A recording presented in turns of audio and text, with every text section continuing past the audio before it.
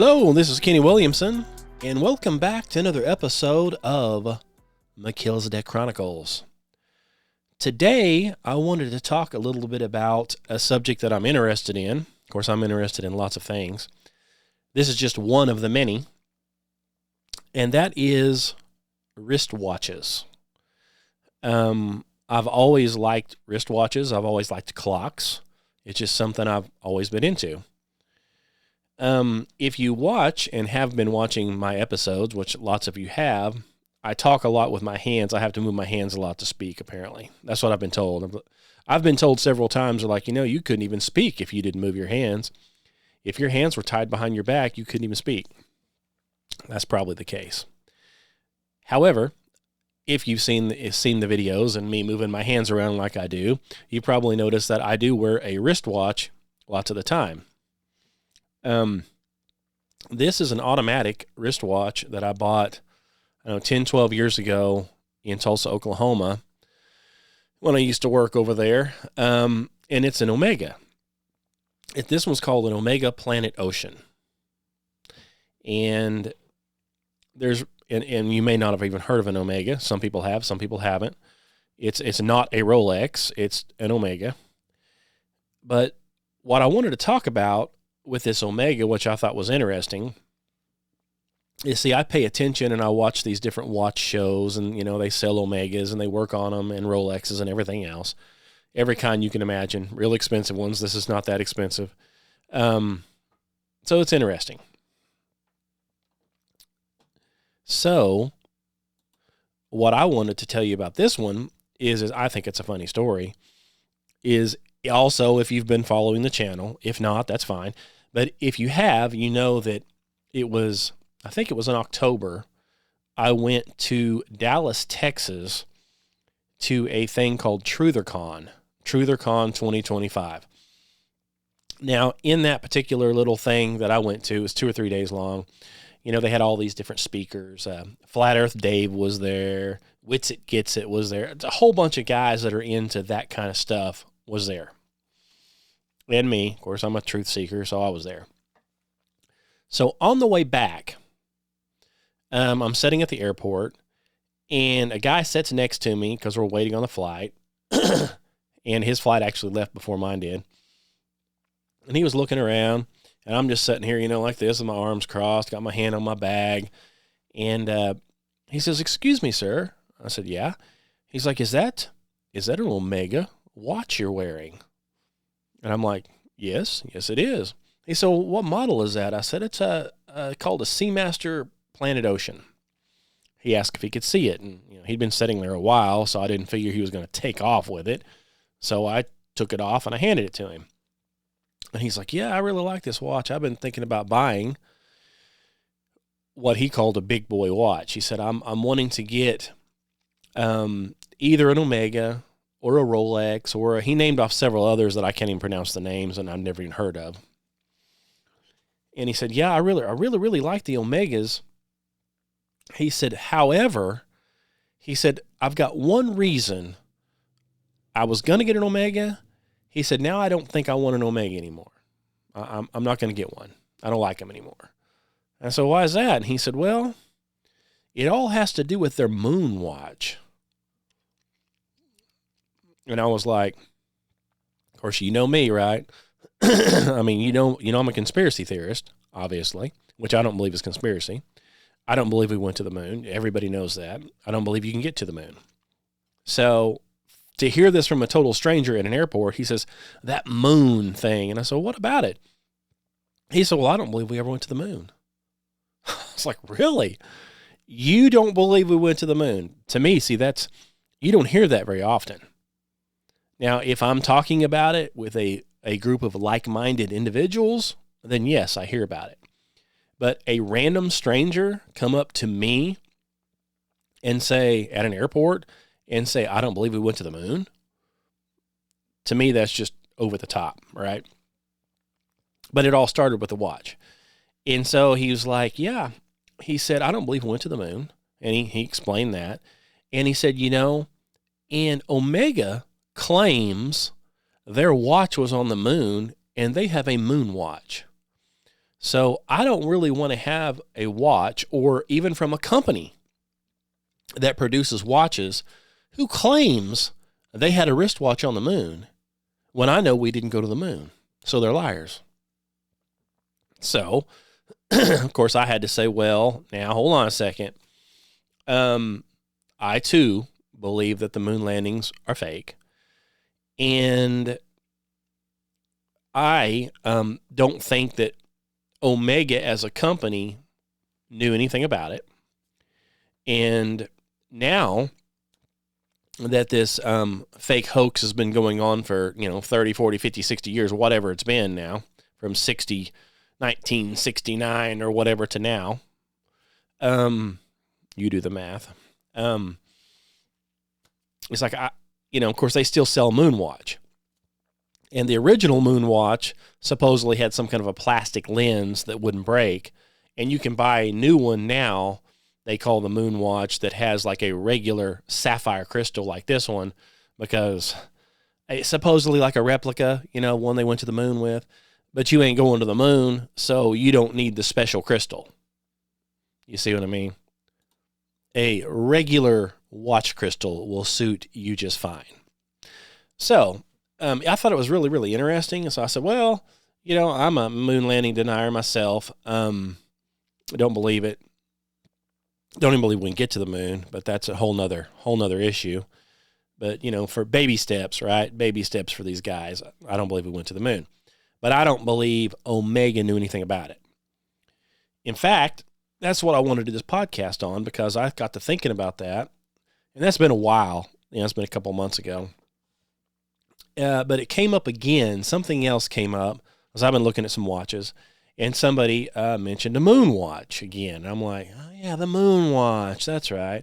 So I thought I'd do a little digging and investigation exactly what happened with this moon watch. So here's the information that I found out. Okay. So number one, right off the bat, Omega never claimed, hey, we've got a moon watch. What happened is NASA supposedly, okay, and I'm sure this really happened, in the 60s, they started looking for a watch that their astronauts could take on their space missions. So this happened in the 60s, and they were looking for a reliable watch, or chronograph as they called it. Supposedly, they needed this thing for backup timing for engine burns and fuel checks. They needed it for EVA timing, which is, what is that? Extra vehicle activity, a spacewalk, in other words, or any emergency procedures if the electronics failed. Now, keep in mind, these moon vehicles, they had all their computers added up together, had less computing power than like a calculator. So these things are pathetic by today's standards. And I mean pathetic, okay? So, NASA decides that it wants to buy commercial, off-of-the-shelf watches, not prototypes or nothing special or customized. They wanted to have something that you could just go buy. So, NASA sends a guy out, an engineer, named James Reagan, according to the research, and he was tasked with buying a bunch of different high-end, at the time, watches and testing them. So this happened circa, 1964. So he goes out. You have to excuse I've got a cough drop in my throat. Every time I do a podcast, my throat locks up, it seems like. So I've got a cough drop in my mouth. And it's moving all around. So he anonymously purchases these different watches. He doesn't tell anybody what he's doing. And he goes to a retail jewelry store of some kind, somewhere, and he buys these watches. Well, the list of the watches he bought was an Omega Speedmaster, a Rolex Daytona, a Hamilton, And there's other one called I don't even know how to pronounce it. Something Longines Whittinger, something like that. And he also purchased some other ones, but apparently they just disintegrated right off the bat. So it was down to like these 4. So let's see here. He gave these watches these different tests, these brutal tests, as they called it. And so they had to be like in plus 200 degree Fahrenheit for a couple of hours, 0 degrees Fahrenheit repeatedly. They had to be subjected to a near zero pressure, which is supposedly space conditions. They had to pass different shock and vibration tests, like a high G acceleration and violent vibration simulating rocket launches. You know how violent those rockets get, the real slow, psh, and then they go over, then down, right into the Bermuda Triangle. You know those rockets? Yeah. Since they land in the Bermuda Triangle, I guess they need to be waterproof too. So they also supposedly had to be, subject to 95% humidity for days, oxygen-rich environments, and all different pressures. So according to this information that I found on Wikipedia and NASA's website and Omega's website, supposedly all of these watches failed except the Omega. It's the only one that took a licking and kept on ticking, if you've ever heard that before. So the Rolex Daytona supposedly failed due to lubrication breakdown and timing issues. This Longines Whittinger, however you pronounce it, I have no clue. It stopped under extreme heat. The Hamilton, it could not handle shock or vibration. And the Omega Speedmaster, it kept running within spec.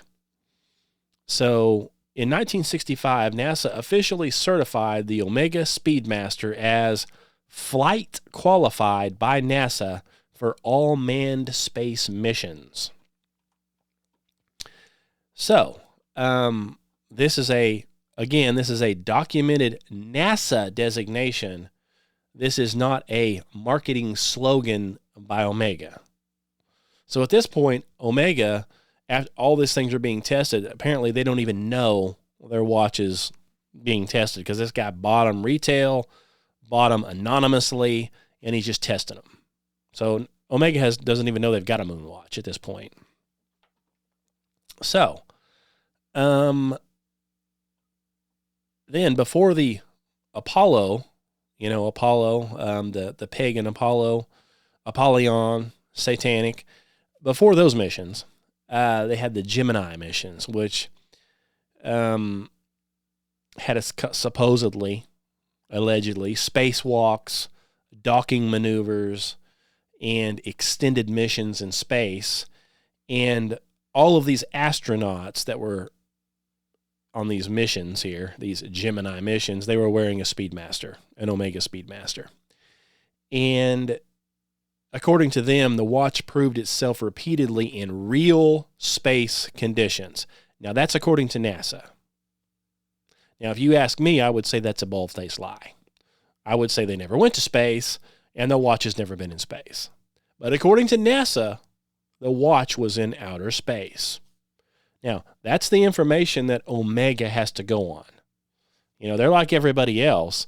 They're like, oh, you've got an Omega watch and it's in outer space? Well, they don't know. They're not out there to see it. So then let's roll up to the Apollo and the Moon mission, which was 1969. So Buzz Aldrin and Neil Armstrong both had Omega Speedmasters on. And what they did is they took off the strap the band like this one has, and they had a long Velcro strap on it. So they have a picture of Neil like in the moon thing, and it's all wrapped around his wrist, see, because this thing is supposed to go on the outside of the moon suit, the space suit, and it's like this big around. So this watch has to go around it. So it's got this really long Velcro band. So that's what they've got. So they've got them all wrapped around their wrist when they're wearing them. Well, according to NASA's official story, Neil Armstrong had one on and Buzz Aldrin had one on. They both went out onto the moon. Neil Armstrong went first. He's the one small step for man, one giant leap. That whole look at me, I'm on the moon, but it looks like I'm on a movie set, filmed by Stanley Kubrick, that whole thing. So he hops out of the lunar module. But guess what? He doesn't have his watch on. It was left supposedly inside of the lunar module as a backup timer because the timer in the module had failed. And it's funny because I saw a picture of this years ago. I couldn't find it now, but it claimed that the timer in the module was a Bulova. It had like a clock up there and it said Bulova on it, and it stopped. So it's like, I don't guess they tested that one. I guess they thought, well, it'll be inside the lunar module, right? So, and it's air conditioned and heated, basically like in an apartment complex, apparently, an apartment on the moon, so don't need to be space certified. Well, it quit. So he had to take his and strap it up for timing purposes. Okay. I mean, this is a good story. Only two people that can corroborate this are the two, Masons that went to the moon. Okay. So Buzz then comes out and he has his on, and there's pictures of it with him with it on, a wristband, and it's got a watch face on it. And so he wore his Omega Speedmaster on the lunar surface during Apollo 11. So that officially made it the very first watch worn on the moon. So, according to them, Omega didn't officially claim they had a moon watch until after that mission, because before that, you see, it was simply just it was a watch. It's just a tool. They didn't actually realize, oh my goodness, the guy's wearing it, on the moon. Now we've got a moon watch. So there we have it. So supposedly, again, later on in Apollo 13, which, you can watch from Hollywood, with Tom Hanks. We've got all the pedophiles running around pretending to be astronauts. During the Apollo 13 mission, the onboard systems all failed. And then the astronauts used a Speedmaster to time a 14-second manual engine burn to correct their trajectory, safely returning to Earth. Like the typical Hollywood fashion you get. Of course, that was Tom Hanks that did that. But according to the thing I read, in the movie, he's wearing a Rolex in the movie. I haven't paid attention. I need to go check that out. But either way, according to NASA, he was actually wearing an Omega Speedmaster. So, NASA then credited the Speedmaster with playing a role in saving the crew. And Omega later received a NASA Silver Snoopy Award, whatever that is, for this. So they got a little award from NASA about the Speedmaster. Okay, so let's go on to the next. Oh, now what I have here is I have a picture. If you can see this, let me see if I can get it up. This is a picture of Buzz Aldrin in his moon lander. And he has his, he's wearing on his left arm apparently. I wear mine on my right because I'm left-handed. So he's got it there. You can see the strap. It's all wound around. And there's a big picture on the right here of what the watch looks like. Also on that same hand, of course, unless this thing's inverted somehow, he has a ring on his finger right there, and you can't see it on here, but if you go to the NASA website, this is on their pictures for Apollo. You can zoom in. It's a lot better picture. And that ring is a Masonic ring, and it has a square and compass on it. It's a gold ring with a red inlay with a gold square and compass with a G on it.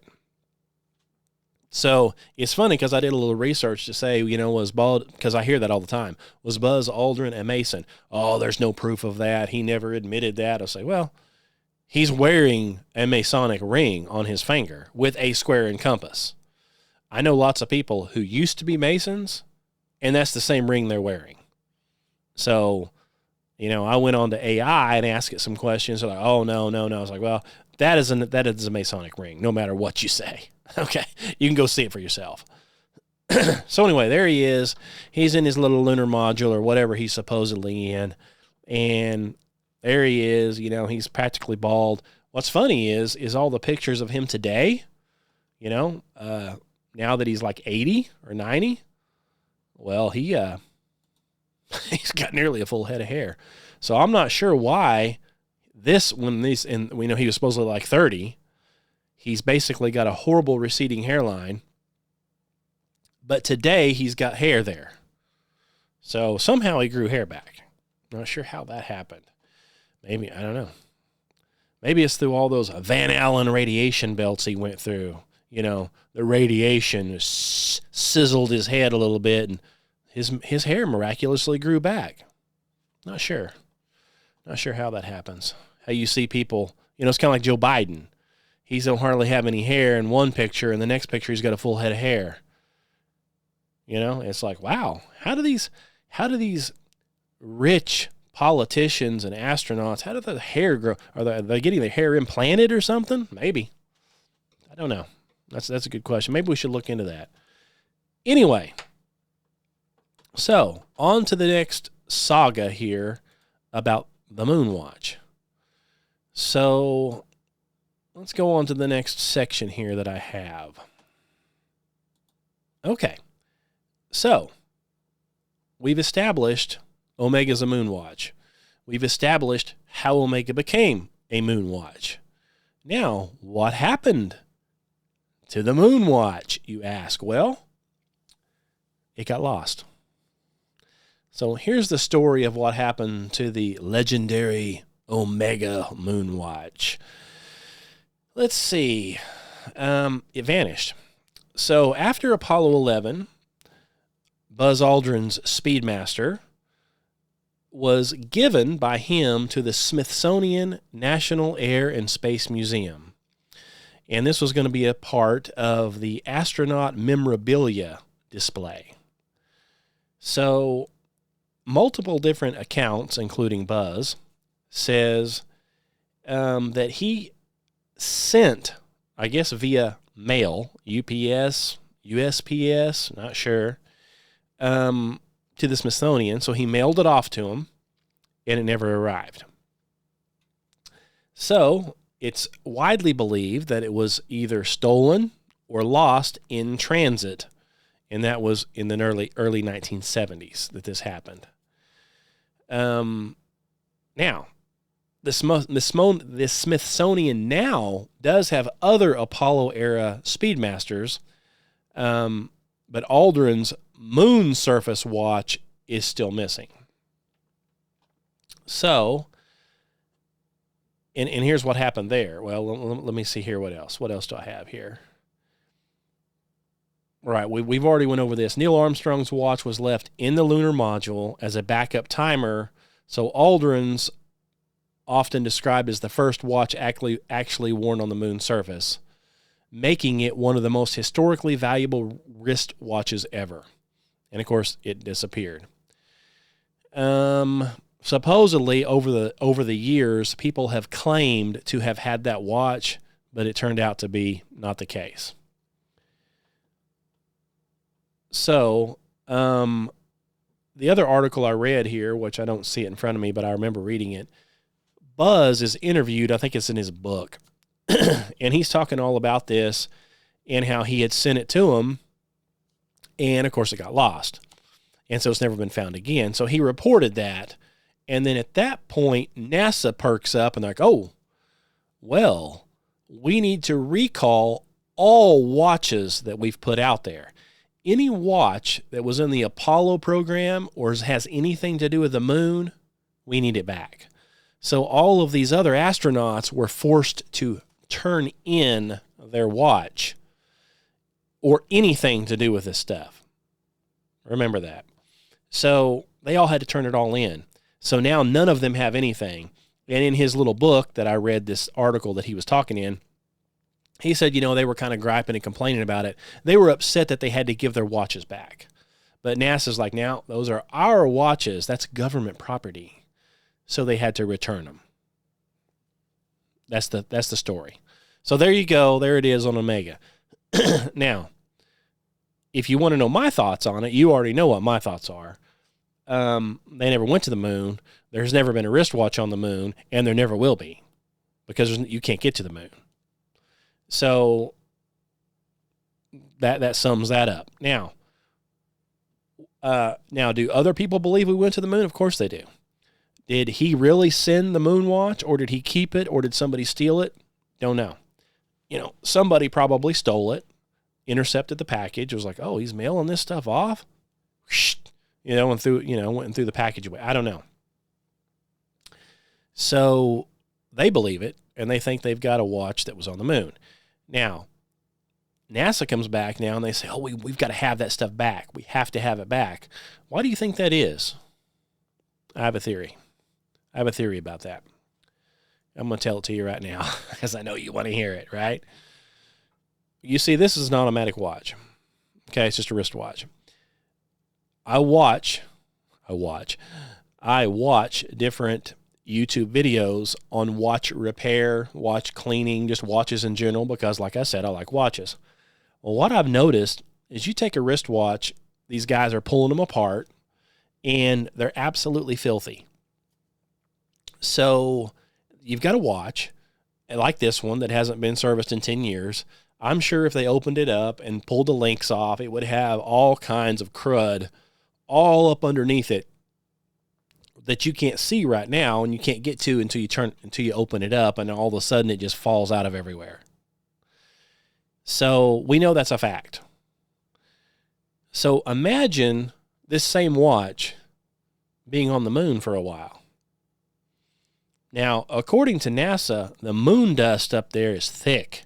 It gets all over everything. It gets in everything. It covers everything. You can't get it off. It just embeds itself in everything. Supposedly got all in their space suits and all kind. Can't get the stuff off of you.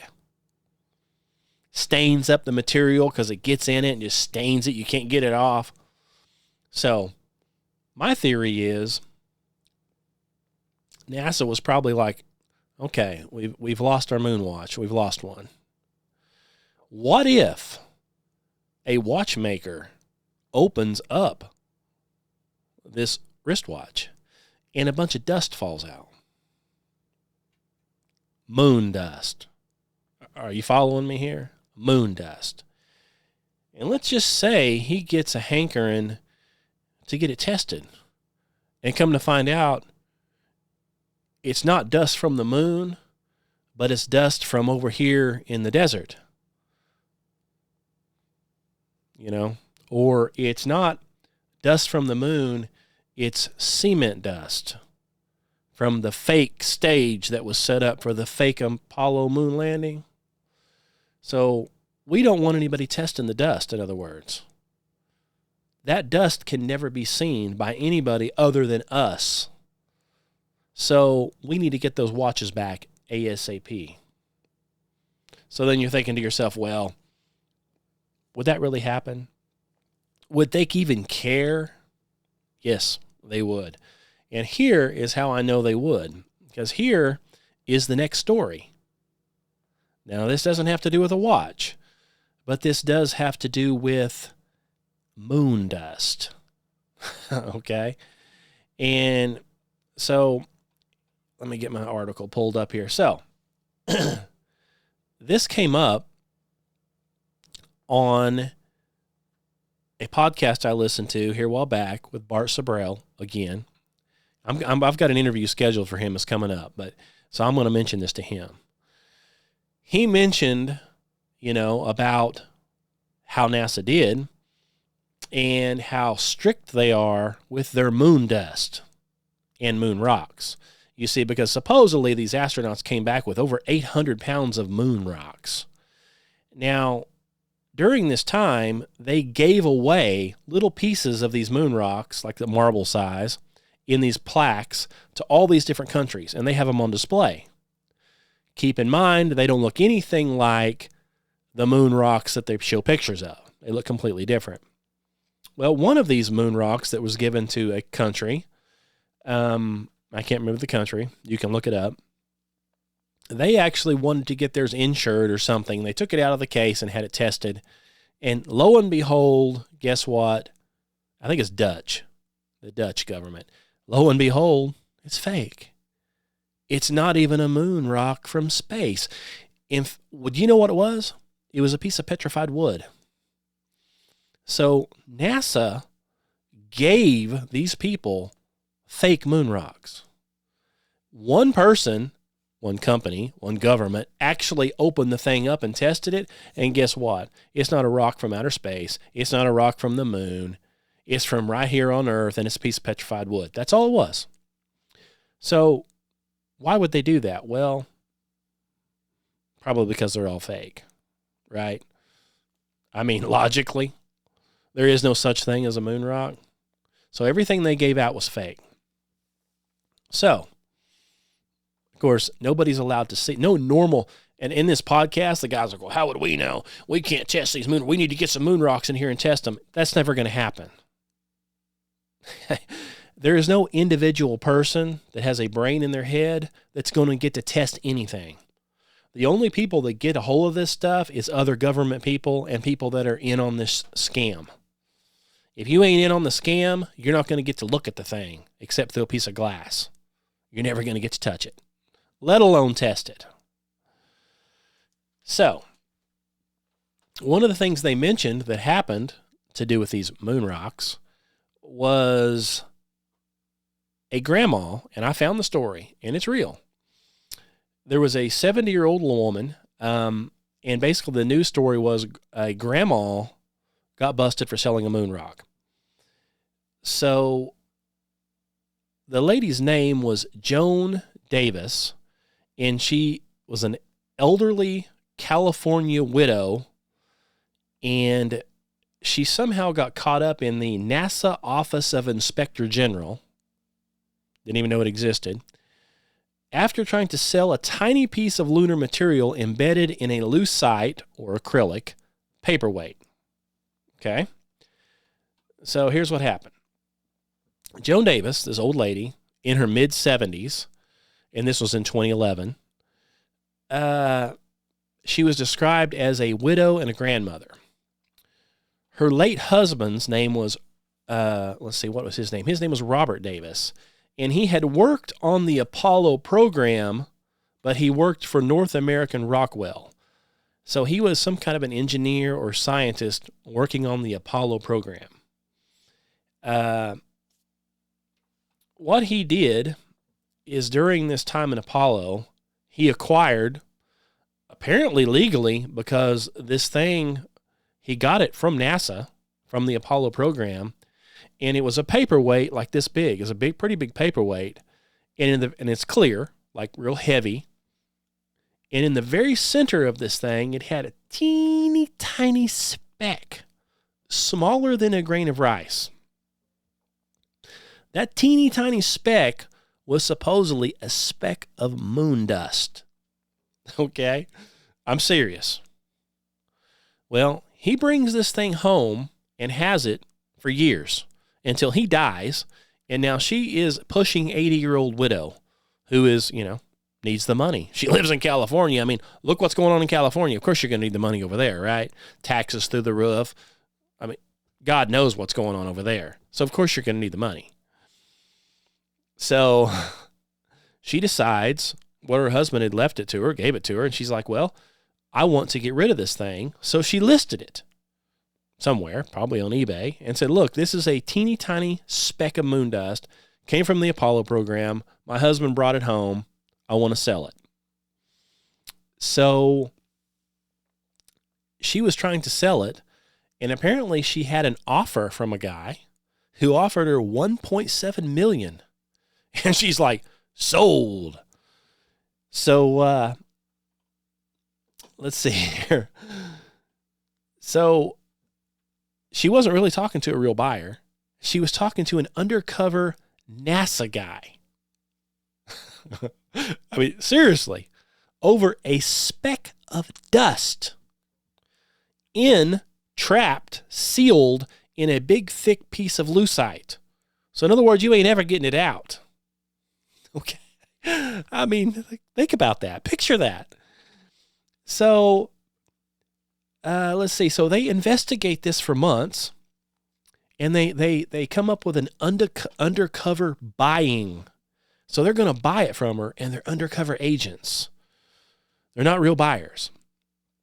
The meeting takes place at a Denny's. So she meets the buyer of a speck of moon dust at Denny's. And, of course, in Southern California, says it happened at Lake Elsinore, Riverside County area. Okay, and when she arrived with the lucite paperweight, agents moved in and seized the item. So this goes on to say she was not ultimately charged. NASA experts supposedly later confirmed that the lunar material was authentic, but the prosecutors did not file charges. Don't know why. Maybe because, she didn't steal it or anything. She got it from her husband as a gift. Apparently, no big deal. He walked right out of there with it. However, as of now, and as of when that happened, all Apollo lunar samples are treated as controlled government property. Private sales are strictly prohibited. In fact, any moon dust is treated as a national treasure, and it's a felony to have it if you're not NASA. It's theirs. So NASA says all moon dust and all moon rocks belong to them. It's theirs. So here we are, folks. If you're pushing an 80-year-old geriatric woman and you own a speck of moon dust, don't you even dare think about trying to sell it. Why? Because the federal agents will swat you, and you'll probably end up in prison for life. Now, she didn't, but surprised. All over a speck of moon dust. Now, they call it, whenever you read the articles, they keep calling it a moon rock. A moon rock. So, you're thinking of something this big, right? You're thinking of something the size of your fist, a rock. Oh, that's a big rock. It's not a rock. It's smaller than a grain of rice, like a grain of sand. A speck. If it was to fall on the floor, it would be lost forever. It would be literally a piece of dust blown away. So they actually conducted a sting and arrested somebody at Denny's for having a speck of moon dust in a paperweight lucite where you can't even get to it. Now, why would they do that? My theory is, which is the same as Bart Sabrell's theory, is they don't want even a chance of anybody cracking that thing open in the future and taking that little speck of dust and testing it and say, that's just a piece of sand right out here off the floor. That didn't come from the moon.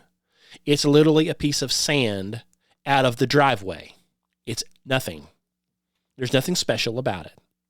But see, somehow back in the 60s, this guy walked right out of NASA with it. It was no big deal. But see, back then, they had no idea the internet was even going to exist. They had no idea that people were going to be able to get online and find out that it was a hoax. They had no clue people could actually communicate about this and listen to a podcast about the fake moon landings. You see?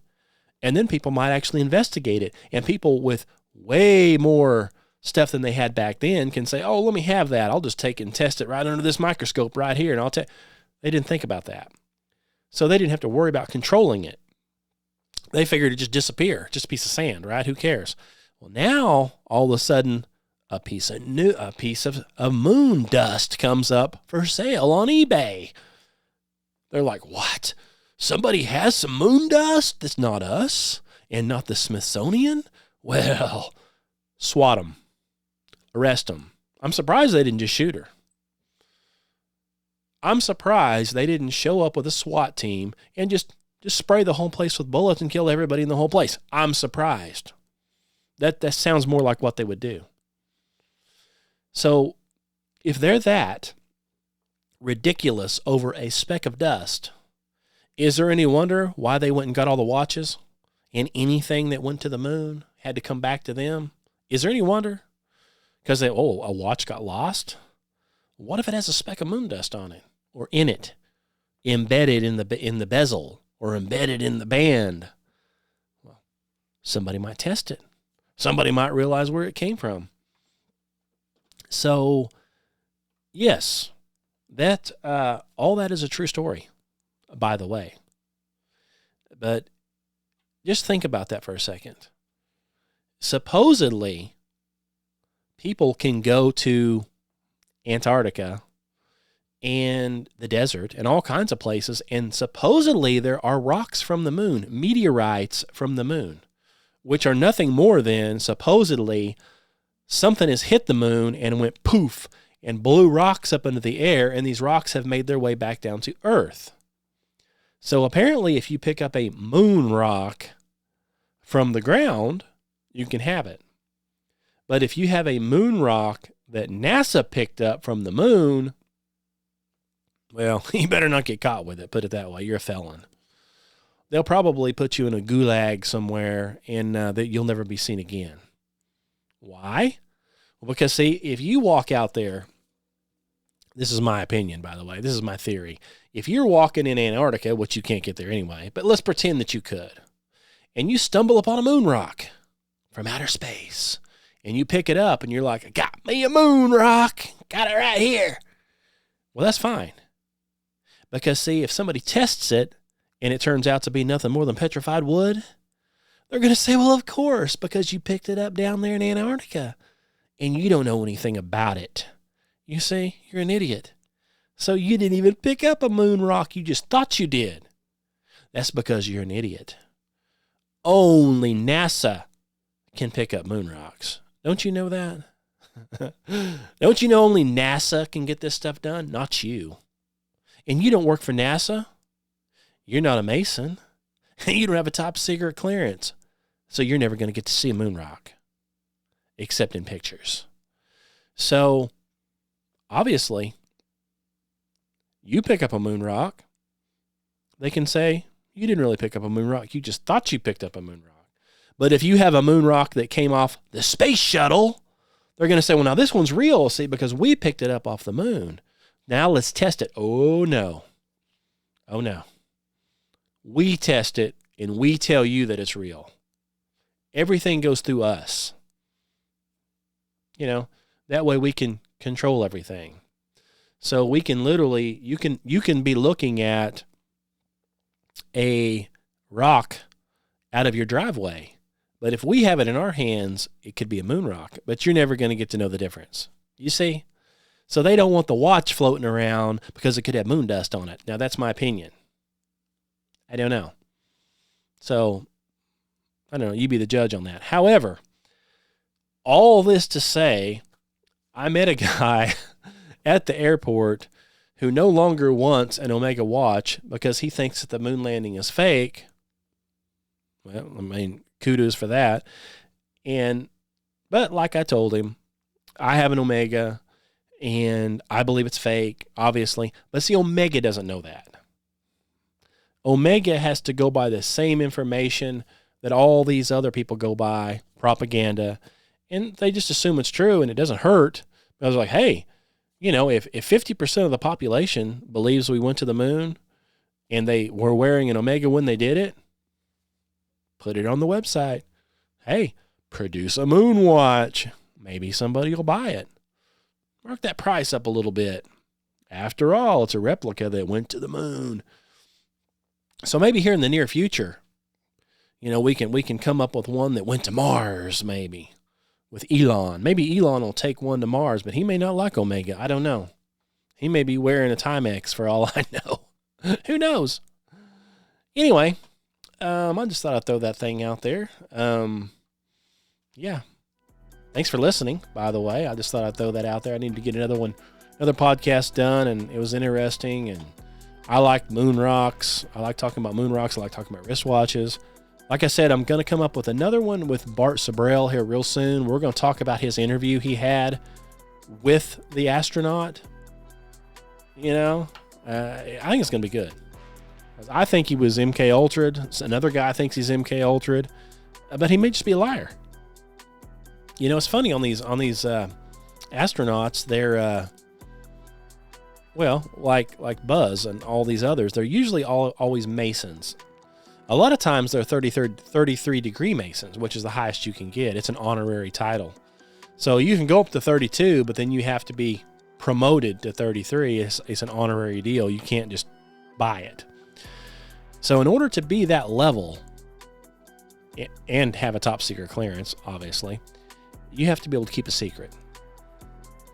So you have to be very trustworthy with secrets, or you will never reach it to begin with. So it stands to reason that these Apollo astronauts are all in the same club, the secret keeping club. So they're either keeping the secret of that, you know they are, but there's a chance they got MK Ultra'd at the same time. I don't know for sure, but either way, let me know what you think. Leave a comment. As always, before I get off of here real quick, there we go. There's a Flat Earth Bible on Amazon if you want to check that out. McKeel's Deck Chronicles by Dr. Kenny Williamson on Spotify and all other podcast platforms, by the way. There it is on YouTube. McKeel's Deck Chronicles by Kenny Williamson. And I'm also on Rumble. I'm also on Patreon. I need to get a picture of that up there too. Can't remember the name on that. I think it's the same thing. Anyway, hey, thanks for listening. If you have any questions, comments, concerns, you can email me at truthseekers2012@gmail.com. Check out itsflatbro.com. Check out truthseekersministry.org. Thanks for listening. Until we meet again, God bless you.